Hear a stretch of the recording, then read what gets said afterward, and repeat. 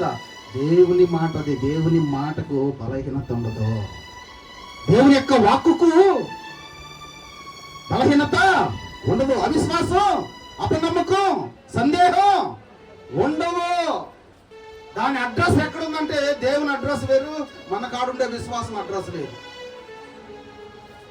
దాని చిరునామాలో భయమే ఉండదు. విశ్వాసానికి దిగులు పడి కూర్చోదు. ఏడు దిగులు పడి ఏడవదు విశ్వాసం. ఏమండి, విశ్వాసానికి గుర్తులు ఎవరి కాడ ఉన్నాయంటే మన కాడ ఉన్నాయి. విశ్వాసానికి గుర్తులు ఎవరి కాడ ఉన్నాయి? ప్రభువు దగ్గర ఉన్నాయి. మన కాడుండే విశ్వాసం గుర్తులు వేరు, ఆయన దగ్గర ఉండే విశ్వాసం గుర్తులు వేరు. నాది పనికిరాదు ప్రభా, తీసేయి, నాదొద్దు, నువ్వురా. విశ్వాసకర్త దానిని కొనసాగించేవాడా.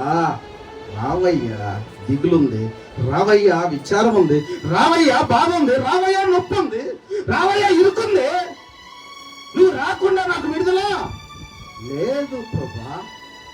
విశ్వాసాన్ని కర్తను తెలుసుకోవాలా. నువ్వు ఎప్పుడు దిగులు పడినా సరే, విశ్వాసానికి బ్రదర్ చెప్పాడు దిగులు ఉండదంట, లేస్తా. మర్చిపోతావా? చెప్పిందల్లా మర్చిపోయి చూడటమే కదా. మతి మరుపు గుంపు ఆడుందా? మనమే. హల్లెలూయా.